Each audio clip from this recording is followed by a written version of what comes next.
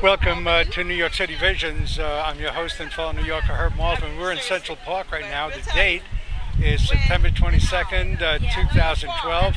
I came in through the 65th Street Transverse, Central Park West, looking for the dairy. I'm heading for the Dairy Gift Mart. There's a park art little walk happening, and every time I see booths and canopies and awnings, I say, well, what's going on, especially in Central Park?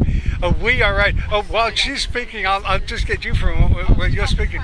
And I saw a lot of folks coming past with the same T-shirt, and I don't know what I'm going to get the image in a moment, but it's a sickle cell walk, and it's just breaking up. And I'm here a little bit late. What time is it now? It's about 2 o'clock, going on 2 o'clock. Yeah. I've been told that you're the big cheese. I am the big cheese? You're the big cheese here. Oh, how big am I? Talk about what happened here. Give us a little background on sickle cell anemia, and then talk about what occurred here today. Well, my compadre here will give. My name is Donette Carroll, and I'm from the Sickle Cell Thalassemia Patients Network. And each year we do a walk for sickle cell awareness and education, because many people really still don't know about sickle cell. And even though in New York State they have the highest birth rate for children diagnosed with sickle cell, many people still don't even know whether they're carriers or not. So this is a way of raising awareness and just even educating our own community about living with sickle cell or living healthy with sickle cell. Now, New York City being a high area for sickle cell, is that the demographics of the city? Is that the way that works? I mean, sickle cell, I always think of more in the African American. Oh, you know, I have a poster over there. Yeah. It says sickle cell around the world. But what makes New York more? Because we have such an influx of immigrant population from all parts of the world where sickle cell is prevalent. And where would that be? Mediterranean, Italian, Greeks, you know, really? Saudi Arabians, from all the Mediterranean, right? African, Caribbean. I'm from Jamaica. Oh, hello, Jamaica. I was in Jamaica, Queens last week. So, yeah. Queens, though. Now, I was watching Thursday night football last week. Pittsburgh against Denver in Denver, and that's a mile-high kind of thing. Right. I know what you're talking about. And one of the players on Pittsburgh can't play Ryan because Clark. of Ryan Clark. Talk about Ryan Clark, and why can't he operate effectively at that altitude? Well, usually people that have the sickle cell trait get affected often in a high altitude. So in Ryan Clark's particular case, it just affected him being at such a high altitude. So he was actually there. He was on the sideline. He was in uniform, but he wasn't active for the. And I believe he had complications last year due to sickle cell. So they kind of took him off of the roster for this year. Right. What makes the high altitude affect sickle cell in particular? I mean, what is the correlation there? What is the? Do you know offhand? Just is it in the blood? Low oxygen. The oxygen. Is it blood? It's a blood kind of thing. Right. Well, what happens when the blood, there's less oxygen in the blood, the cells sickle. And when I visited Colorado, because my mom used to live in Colorado, and when I visited there, I ended up with a real bad crisis in my lung because of the high altitude. I thought I was having gas pains in my chest. I didn't realize I was having a sickle cell crisis in my lung. So it's well, especially when you're not, because there are people who live in Colorado with sickle cell, but they're born in Colorado, so their bodies adjust to it. But when you come from an outside environment into that environment, it affects you. It changes it. You just alluded to the disease in a way that opens up a whole new, notion for me. You said your cells sickle. Mm-hmm. So describe that. So it's sickle cell, but it really is your cells sickling. Right. The cells are normally round, but because of the lack of one amino acid, the sixth amino acid in the DNA chain, it causes the cells to take that sickle shape. And the excruciating pain comes when all those sickled cells can't flow through the blood vessels, so you get that excruciating pain. So it's it has to force its way through the vessels. And it really blocks it so that blood can flow through. So wherever the cells are sickling, that area of the body isn't getting any nutrients, because nutrients travel through the blood. So if for example, I'm having sickling in my hip, the tissue and bone in the hip is not getting any nutrients, so the tissue begin to die. And that's why you'll have individuals with sickle cell that gets like necrosis of the hips, because the cells and the tissue prematurely die. So that, with the pain along with the dying, that's what causes, the whole complication to the disease. I've been a blood donor since 1985. As a matter of fact, I started doing it. I was an employee of Parks and Recreation. I was media liaison for recreation in the mid-'80s, and I became a blood donor at that point.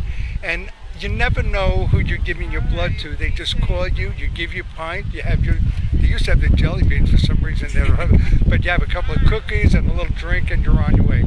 So I've been doing it since, I've probably given about 18 gallons now over the years. Matter of fact, I just gave a donation on September 11th, and the Muslims for Life were running a blood donation here at the Blood Center, American Red Cross.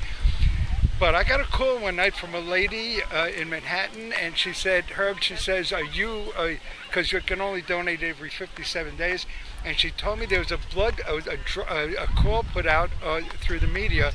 A young child was a sickle cell anemia victim who needed blood. So the only time in my life I've ever known, in my donation life, who I was donating to was when I went to the hospital to donate that pint of blood.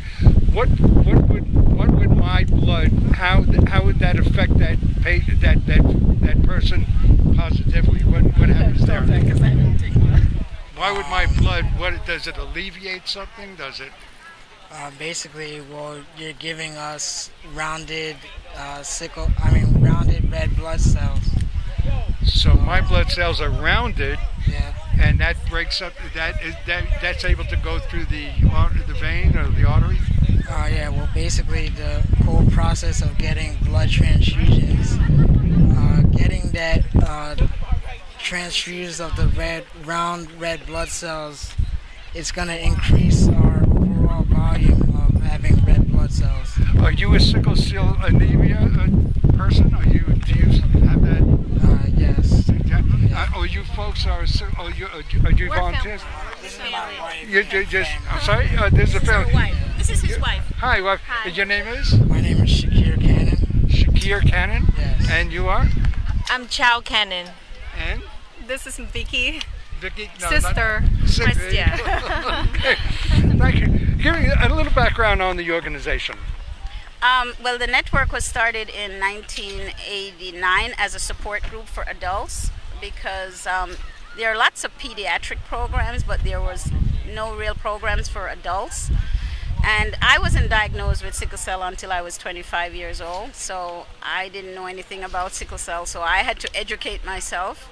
And myself and a number of the other adult patients from then Brooklyn Jewish Hospital started a support group, and the support group mushroomed to what we see today, because we constantly saw that there was a need in the community for more education, more awareness, helping the young kids, giving support to parents and families, because when you have 1 or 2 children with sickle cell, it becomes a real stress factor, and you have to work. And especially if you're a single parent with 3 kids with sickle cell, which does happen, you really need a support system.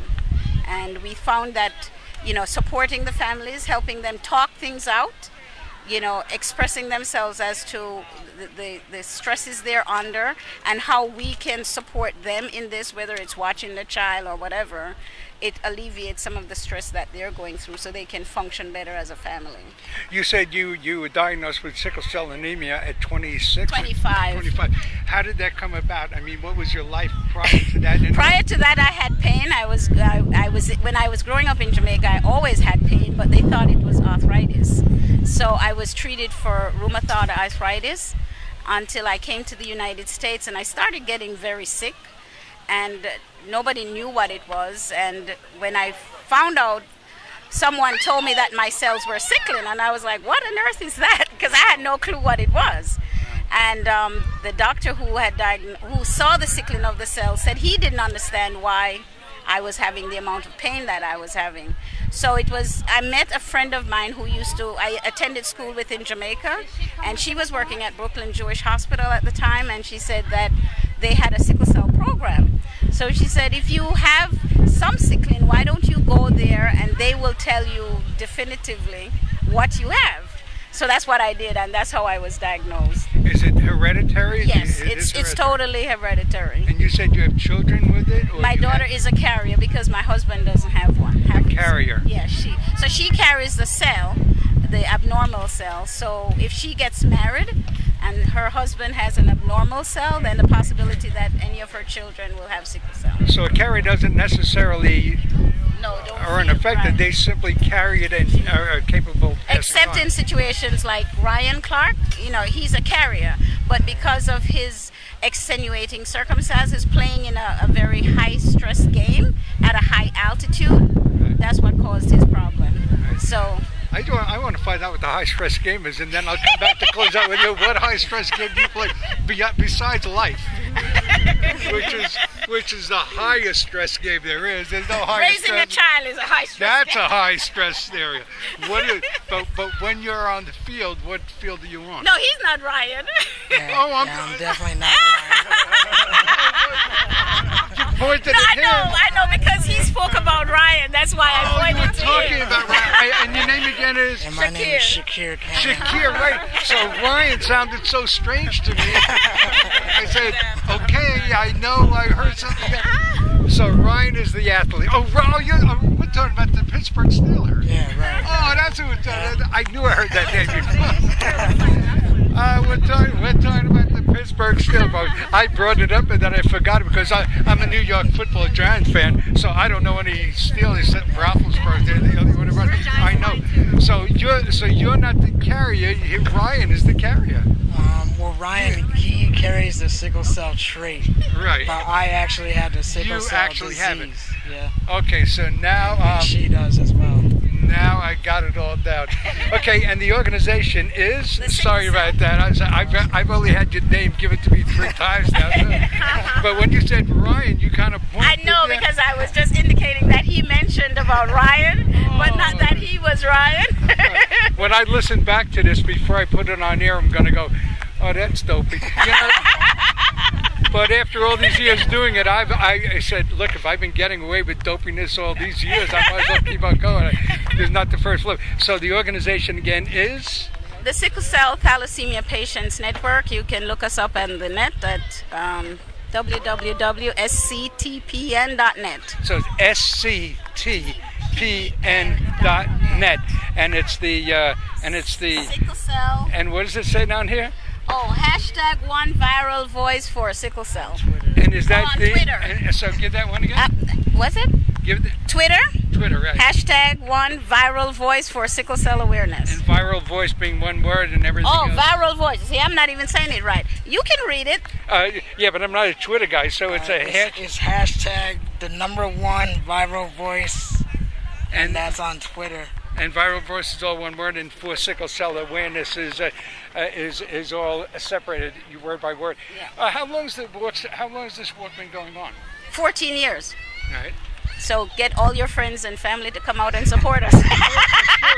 I had known, and I do know that at one time growing up, I know sickle cell. When you heard the word sickle cell, that you just assume that's a death sentence.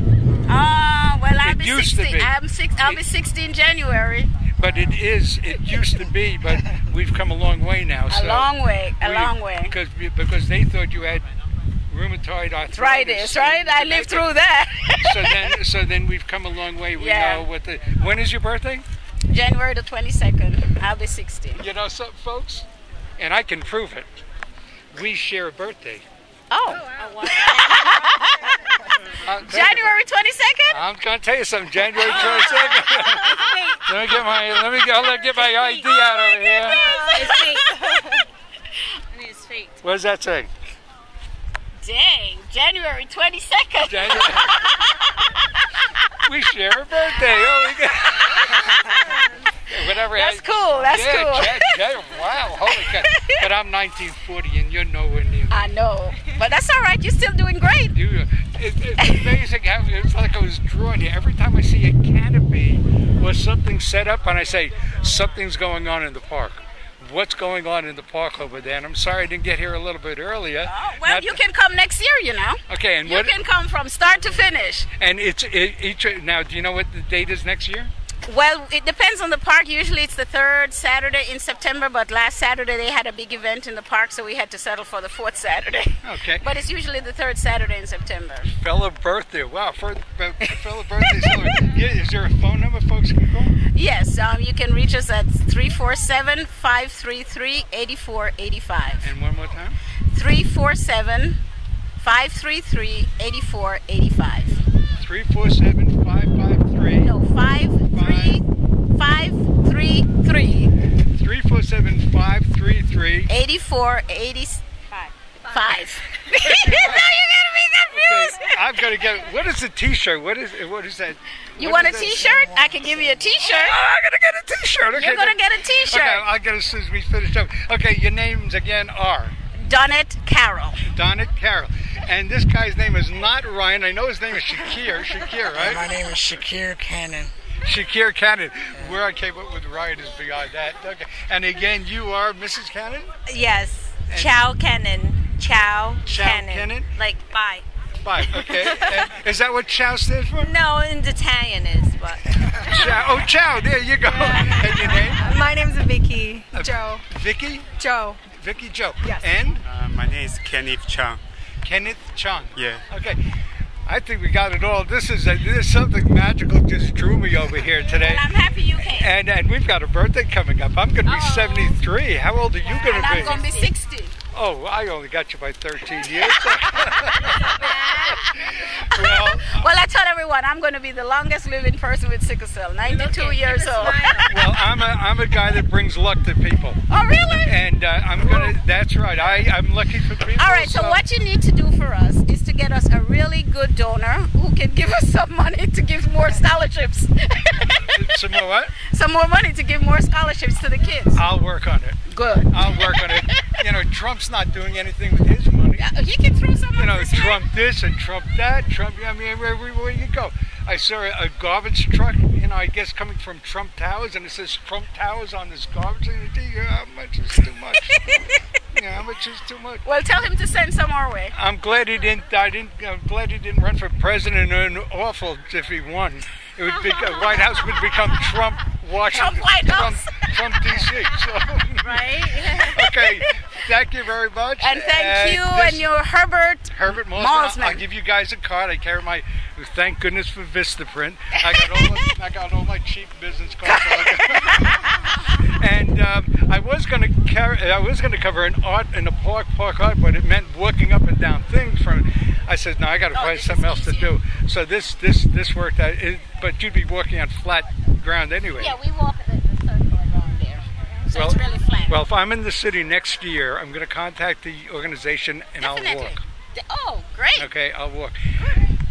Thanks Thank again. You. Thank you. This is a miracle. Okay. I got to sign off, then I'm going to get my shirt. Okay. Let me just sign off. You've been listening to New York City Visions. I'm your host and fellow in New Yorker, Herb Malsman. Again, as I was telling you folks, I had no plan on going anywhere but the dairy gift shop. And I was looking for the dairy gift shop. I saw all these canopies up, and I said, well, whenever there's canopies, there's folks to speak with. And this show worked out well. The wind is breeze is picking up just a little, and also this is the first day of fall. This is day one of autumn 2012, and that's what's happening here today in the park. Okay, Central Park, the first day of fall. As a matter of fact, right about now. Yep, the equinox. About 2 o'clock, whatever the case is. I think it was passing. What time is it? 2:16. So we're right in the midst of the change. This is so great. Thank you very much. Folks, I've got another piece to do. Today we're heading up to 68th. It's going to be a something art. There's a dance art, something like that. I'm going to go to 68th Street and cover that. So that's what we're doing. I didn't have to walk up and down steps and through hills and all that. I got to do something just as interesting and far more important. So I'm glad I found you folks and met a fellow January 22nd birthday person. All right, okay. We're going to sign off now. We'll see you in a little while. Again, thanks for, Herb Malsman, New York City Visions. I'm your host and fellow New Yorker. Thank you for tuning in, and we'll see you shortly from another spot here in the beautiful park, Central Park here in Manhattan, Midtown Manhattan. Let's sign off again. Thanks for tuning in. Bye.